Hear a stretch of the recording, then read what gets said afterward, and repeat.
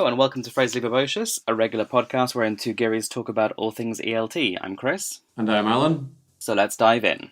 So this week we thought we would take a slightly lighter note on our topics, and we're going to discuss lesson planning, something which fills people with dread, or, well, some other teachers just don't think about it. So Chris, how do you go about planning your lessons for the week, or month, or year? Well, I'm just going to take exception to your very first comment. I actually quite like planning. Really? Do you know I just don't have an opinion on it, because it's just something I do, so I don't... Right, it's part of the job. But in the sense of... no, I quite like it, because I'm quite an organised person, and I don't necessarily plan... I don't plan lesson by lesson. I quite like your question, because I will plan weeks at a time in a very broad brush approach. So I was taught to backwards plan, and I'm sure at some point we'll talk about the potential of backwash into courses. But basically, to figure out where it is we're supposed to be going, and then work backwards.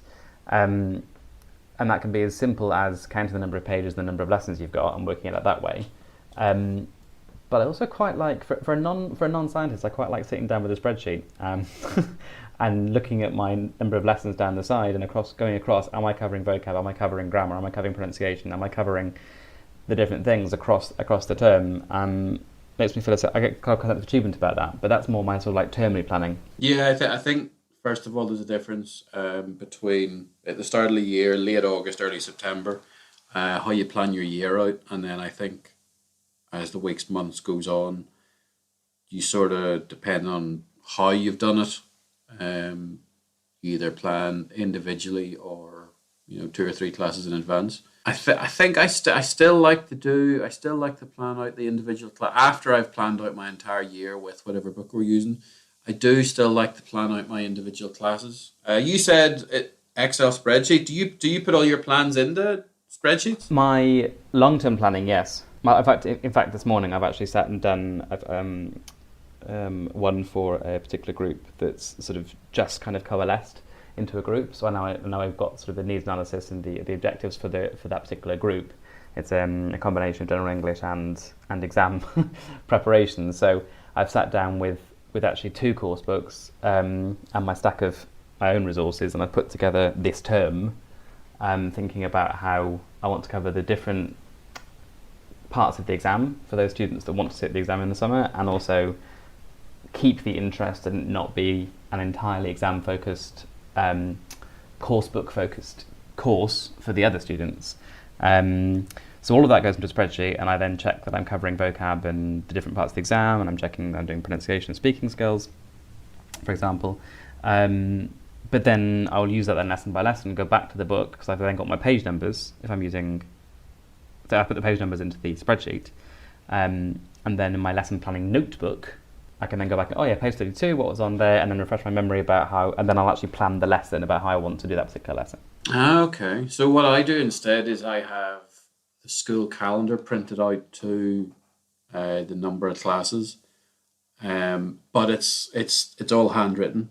So the calendar and the block planning is done on a blank sort of page, and then my notepad is filled with how the individual classes, or like you said, say page numbers and stuff and extra material. But then when it comes to individual lesson planning, I have, and I've always done this because it just worked for me.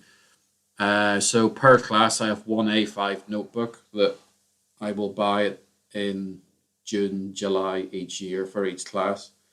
So normally you get the wee cheapy ones are fine. A5 books per class. It's normally about, if you get the good, and even what did I get this year? Bargain books in Belfast. So yeah, one class per book, one lesson plan per page, and that works for me. It's paper and handwriting as opposed to computers though. It's funny how you're the former computer scientist and my background is in the arts, and yeah, I do it on computers and you do it by hand. I will go to any lengths to not use a computer. he says as he edits a podcast.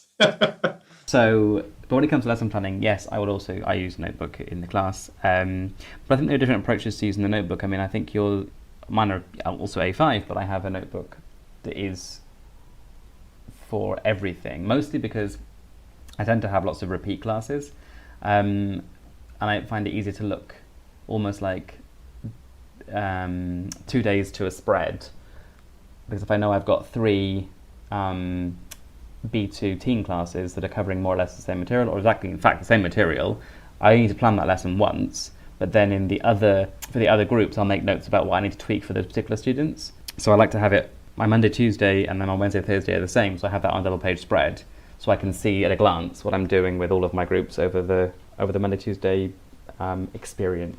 Yeah, I think it's quite important with the multiple classes at the same level that if you're planning, say for example, this year or last year even, I had 4 B2 classes, so 2 in the Mondays and 2 in the Tuesdays. None of them classes were the same. We may have covered similar material, we may have covered the same material, but none of them the same. And you gotta be prepared to know that, 45 minutes into a class, everybody is not gonna be starting the listening At the same moment.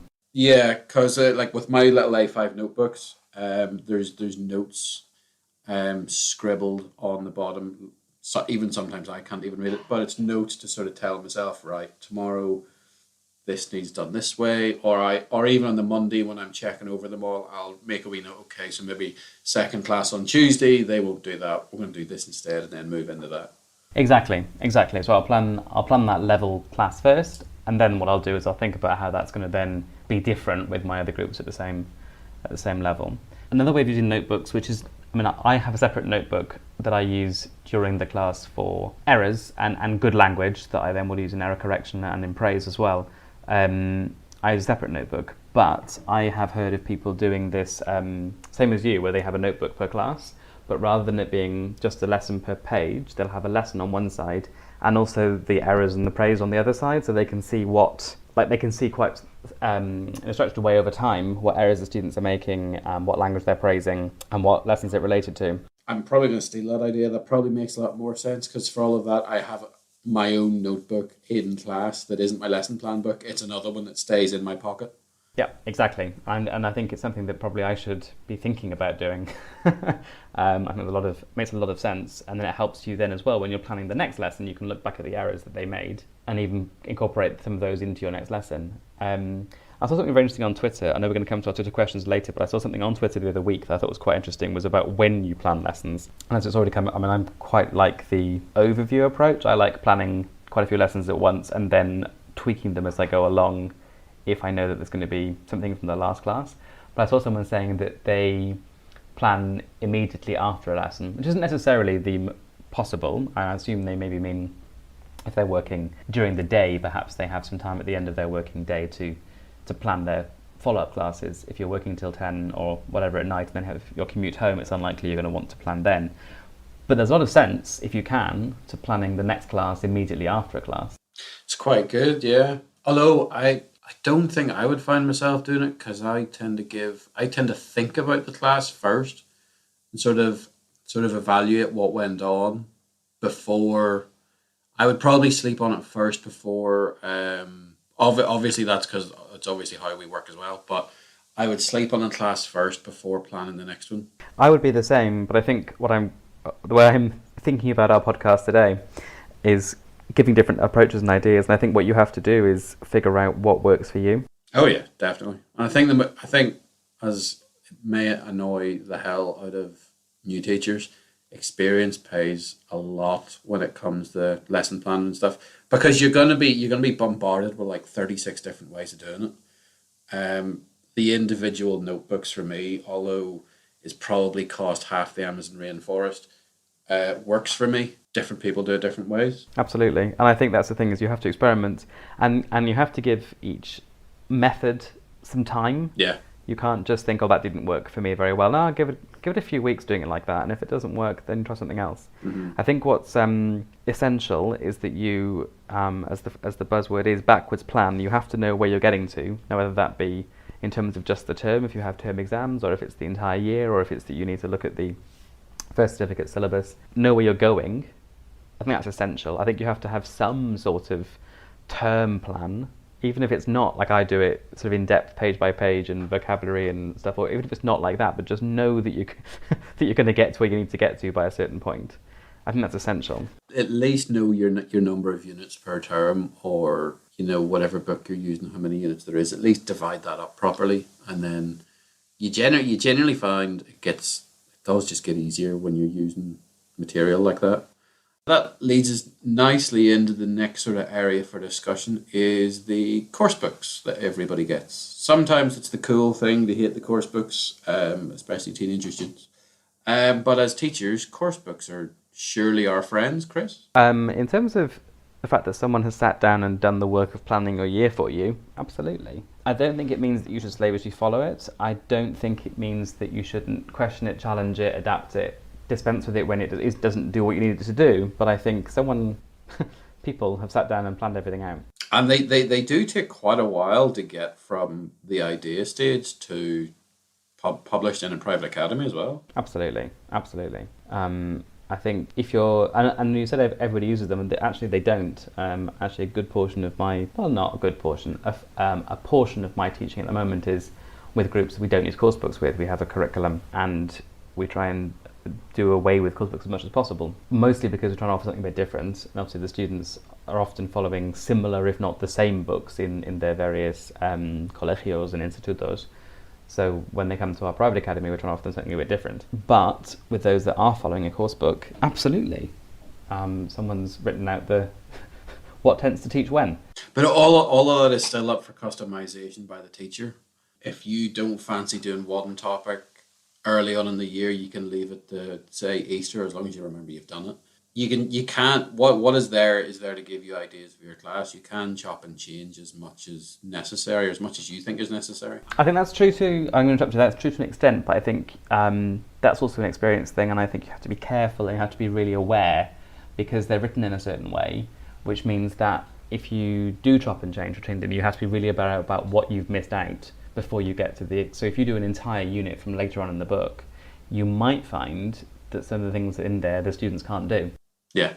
Because you haven't covered a point that they needed. So I think that's an important, you have to be aware of, not that there's anything wrong with doing it, but be aware that you're doing it. Yeah, there has to be, that's sort of comes to your whole year-long planning as well. Right. I always sort of had the idea that you need maybe 2 years using a textbook to sort of get a really good feel for it. Would you agree with that? Yeah, because you need to... One year sort of... You're working your way through it.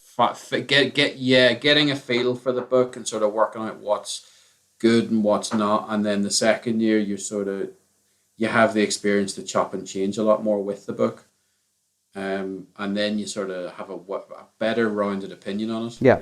Would that be fair? Yeah, I think so. Because certainly during the first year of using it, you're getting to grips with it as well. Yeah. You're a few pages ahead of the students, basically. Yeah. Because you know what's coming next. And you know how the classes are sort of possibly going to plan out in the future. Right. There's some books are actually very, very good for once you get a good feel for them. You have a much stronger appreciation for them. You and me both have used the Citizen Z books. I found, looking back on it, they were, when you knew how to use those books, they were incredibly strong.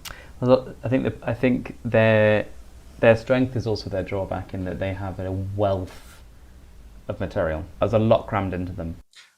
They were one of those books, though, that were very good for getting the student's head out of the book. So they were doing the work without realising they were doing it. That's true. But I think that also comes back to what we were saying about having to adapt. It's a book you could adapt and work with, as opposed to a book to slavishly follow. Some books allow you to pull the students out of them more easily than others, I think. But that also is a matter of taste, and whether or not you want to do that, whether or not your students want to do that. Yeah, I think it depends entirely on the teacher as well. I mean, some teachers, like you had mentioned before, you knew like head teachers who were keen on all students being quiet, head down in the book, whereas other people perhaps not. Absolutely, but I also think it does depend on the teacher, but it also depends on the students. You know, it depends on the students, and also if the kids, their parents. Like if the parents have shelled out for a course book, they want to see it being used. And just because you know you're using it doesn't mean the same thing to a parent that looks at an unmarked textbook that they've paid for their child to have. So I think it's one of those where you have to get the balance right and make it work for everybody involved. So we have one of our teacher friends, when discussing this with him, said his rule is when it comes to lesson planning, he says 20 minutes per class, and that's all it gets. That's his cutoff point, 20 minutes. I don't have a stopwatch when I'm planning. I don't think I've ever really noticed my times in planning. I sometimes I think it depends. Again, with experience, it depends on the book. It depends on if there's a book. It depends on the student. Like I think the hardest thing to plan is probably the first week, because you don't know your students yet. Oh, that takes forever. But I also think one of the things that comes with experience, sorry to less experienced listeners, is we're talking about making in lesson decisions the other week on the podcast, and I think that's one of the things that also comes is that I'm going to quote or misquote or paraphrase Russell Howard before he was famous. I saw him in a comedy club, literally underground in a comedy club, and he began his comedy set trying to explain how his brain works, and he said, "You have to understand that my brain is full of jokes, all going, pick me, and sometimes I'm going to pick the wrong joke." And I figured that it was kind of his disclaimer for if he said something that wasn't very funny.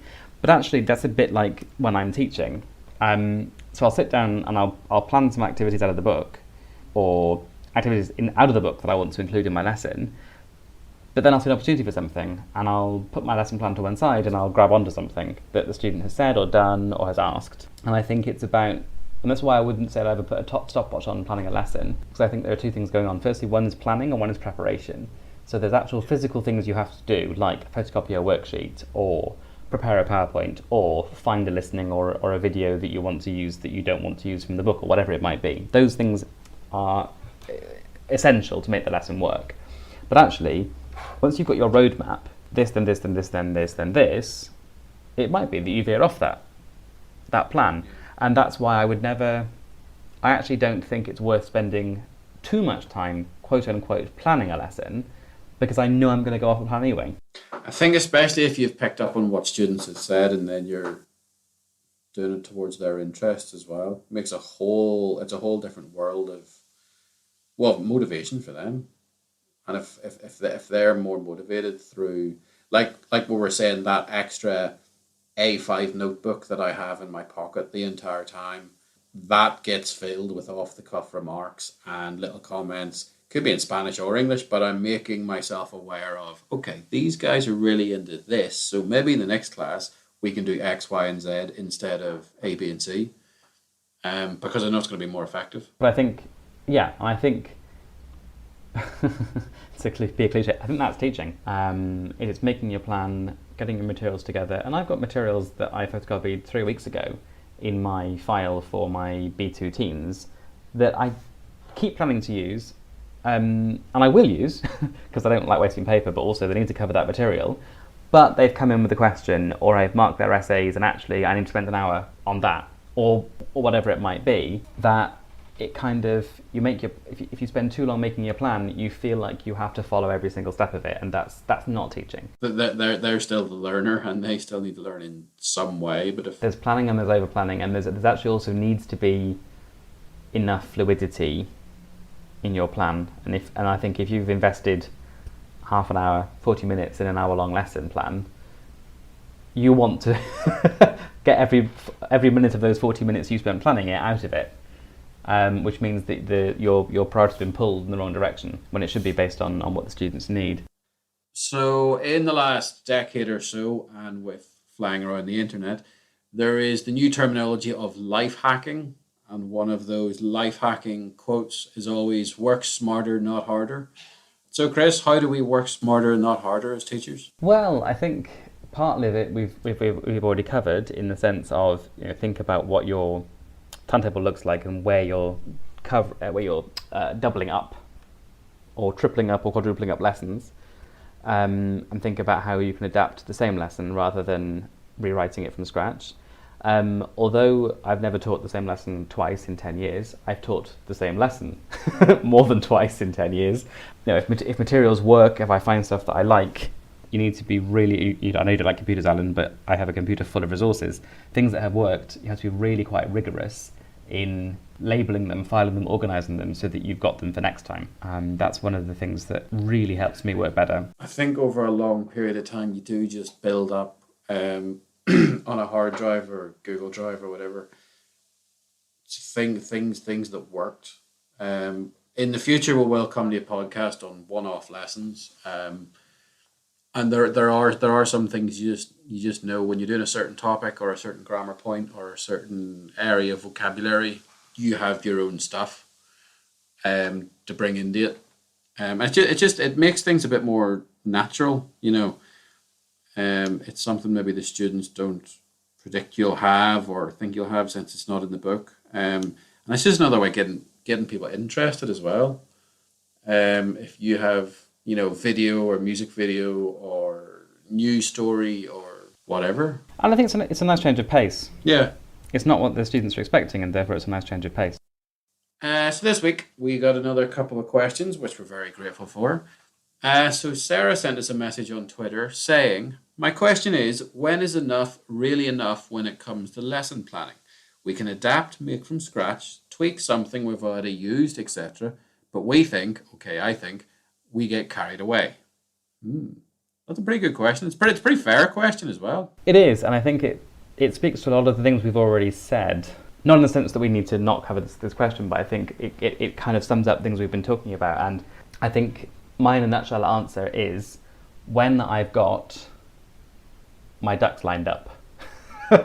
When I have my materials, in whatever form they might be, in an order, I'm planned. Just love to go into your classroom and see 12 mallards sitting in a little rubber. Patiently awaiting the arrival of my students. Okay, I want to make it happen now. Challenge accepted. Okay, so once my resources, whatever they might be, whether they be page numbers, whether they be printouts, whether they be videos, or whatever it might be, are in an order that I'm happy with, that I know is going to meet the objective that I've set for that lesson. And those materials obviously I've chosen to achieve a goal. I'm done because I know I won't get through everything I've planned. I know I'm going to go off on a tangent, a useful tangent. But that's what I was saying earlier, I don't believe in spending so long on a lesson plan because it's not necessarily going to get followed. Yeah, I think that's a pretty good answer in the way that you would get to the end of what you think is your plan, and you ask yourself, "Am I happy with this?" Because you do still have to expect changes. You have to expect questions. Maybe one day you just have a weird happenstance where you're doing error correction quite a lot because maybe they're just not in the ball. Who knows? Funny, when I was doing, was it my second year teaching English? It was my first year in Oviedo back in 2015. One of the guys I work with, Max, he said something that I found was quite interesting. He's like, okay, so teaching has happened for thousands of years. ELT has happened for however long that's happened. Where's all the lesson plan? Which is, yeah, but when you think about it, it's quite an interesting thing, because even though I say, I have 8-10 classes a year, so there's 8-10 A5 notebooks. There's another one, so I could have 11, I could even have 12 A5 notebooks. When I originally started teaching, I used to keep those notebooks because, one, I don't like throwing books out, and two, I always had this voice in my head going, they'll be useful for giving me ideas in the future, or if I do this book again in the future, it's done and stuff. But then I was moving house one year. I was moving flat in Catherine's. And you got this entire box. And I had this box of old notebooks that I probably hadn't. Well, I'd skimmed them for ideas, but I hadn't used them in depth in maybe a year. And I ended up binning all of them because that wasn't the teacher I was anymore.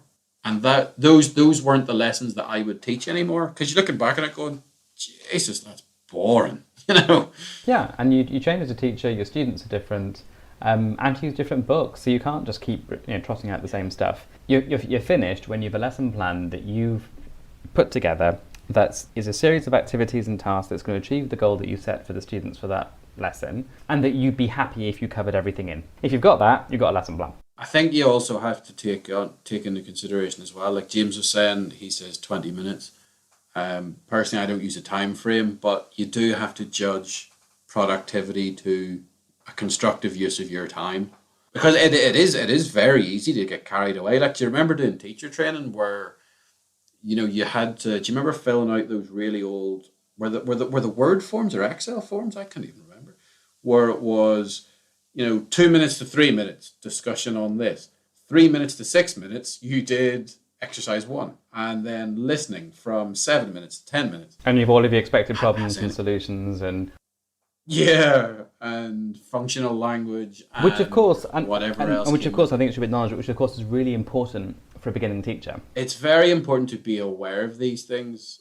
I think is it just in our heads now? It's because sometimes you will look at, say, the introduction to Unit 7 in a textbook and go, okay, so I know exactly the problem that's going to be in this bit. So I don't know, maybe that is experience, yeah. But that comes with experience. That's why I think those forms, although they're tiresome, are really important for a beginning teacher because it gives you structure for your thought in the same way that I tell my students exactly how I expect them to plan an essay, but I would never do my planning in the same way for an English essay of my own because the planning is happening in my head. For a beginning teacher, being given the structure with which to think is really important. And if you're not asking, and then it becomes automatic, just like driving or riding a bike, swimming. And absolutely, because as well, language groups are going to have different difficulties with material. So as well, there's not going to be a set of problems with an associated lesson. So I could move my objective first, page 72 lesson with me to Poland and find that all of my anticipated problems and solutions are completely useless because Polish speakers might have different problems to Spanish speakers with that page of the book. Yeah, because we get very used to the problems of our audience, basically. Yeah, absolutely. Yeah. I think there's also the more controversial side of things. Go on, be controversial. Where you got to also take into consideration what we're paid as teachers. Some places it's unpaid. Some places it's not acknowledged at all. Some places it's expected and you submit lesson plans. So you also got to take on board your school or institution or academy as well. So that you are aware of what is expected and how it's how it's viewed. I think so. But ultimately, your responsibility is to your students above all. Yeah, if it's not, if there's, and I would counsel people who, if you're working too many hours and you're not being actually paid your planning time, then I would counsel you to consider your position and think about where you might get those hours acknowledged, because you're failing your students if you don't plan those classes, but you're failing yourself if you're working X number of hours a week unpaid to prepare materials. Yeah, I mean, there's only so much we can do as teachers. It to be fair as well, it's very easy to get carried away lesson planning sometimes if you're just on something that gets you quite excited or gets you quite interested. There is so much you can do, but then you got to remember I have 90 minutes. Yeah. This is how I opened the pod with I enjoy it. I find it very satisfying to look at how the term's going to pan out. Okay, so I hope that answered something, Sarah. We also had a question from Tiago. Why does it take so long to plan a good, engaging lead-in? Do you have any tips?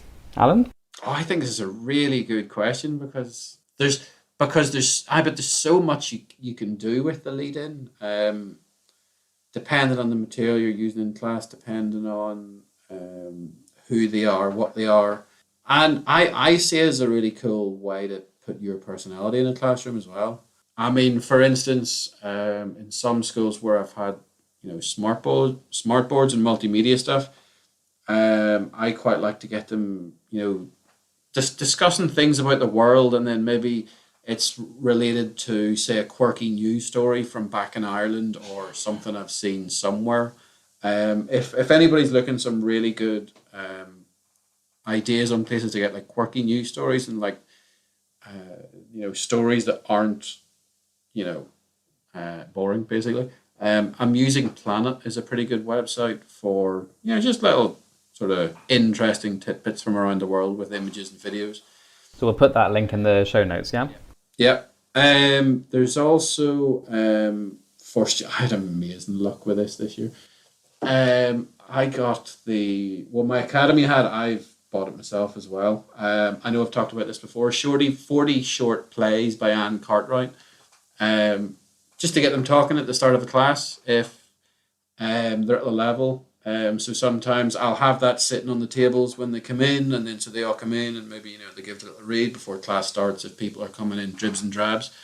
And then we just, so who wants to be the fish? Who wants to be person A, B, C, and the policeman? Actually, the fish is possibly the best story in it. It's an A5 book, well, maybe even smaller. It's quite good for just photocopying and handing out, and then just go, okay, let's do this. Other lead-ins depends on what your lesson goals are as well. Have a group chat or debate on something at the start. Absolutely. I mean, I like putting a photograph up. So you're talking about quirky stories, quirky photographs. I've got a great one of a groom carrying a woman in a wedding dress across a road, I mean, it's not great for the people involved, but there's a picture of a man in a shopping trolley, I think, in some floods. Check that up. What's going on? What can you see? What's happening? Why is this happening? Or with older or more advanced learners, controversial quotes, quotations, or controversial questions. I had a lot of mileage out of should homework be banned with a group of adults about 2 weeks ago. They were the people in the group were either teachers, training teachers, or parents, and it was about kids. So should schools stop giving their students homework? And I had to stop the lead-in. Like, guys, come on, page 15, let's go. We're not going to solve world peace here. So I think those sorts of things can really get a lesson going as well. I think a lot of it does just depend on what the individual teacher is interested in, who the students are. Just sort of, again, you get a feel for your students after maybe to get the whole class maybe about a month, and it depends what's going on in their universe and in the local area as well. Engaging lead-ins depends on the teacher, depends on the subject, depends on the students. But little bits and pieces that get students talking. Work smart, not hard. Find them an interesting picture. The Guardian does that weekly thing of interesting pictures. That's my go-to. Yeah, and you can actually find random picture generators online as well. Go through them first, but they can be quite entertaining. And it's not a bad thing to revise the topic or the overall aim of the last class if it's done in a conversational way. I know some teachers, as soon as they come in, it's like, okay, let's check the homework. It's like, but they're not conversing. Some of them check it together. Some of them check each other's. It's whatever you fancy. So we'll have some tips, since we were asked for some tips. So one of my major recommendations for some ideas, even on lesson planning and on engaging lead-ins, is actually the collection of books, the Cambridge Handbook for Language Teachers. They're spanning about 40 years now. Some of them aren't the easiest to come by, but I do recommend, if you want, there is the ABE books, abebooks.co.uk, or there's the American version.com. You can pick most of these up for very cheap.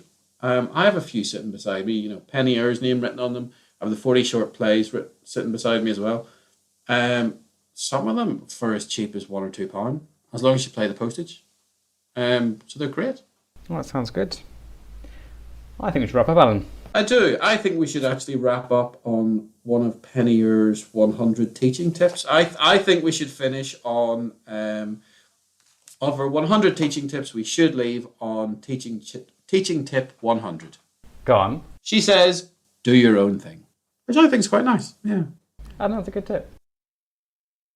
Thank you for listening to another episode of Phrasally Verbocious. If you'd like to get in touch, you can tweet us At PhrasaliV on Twitter.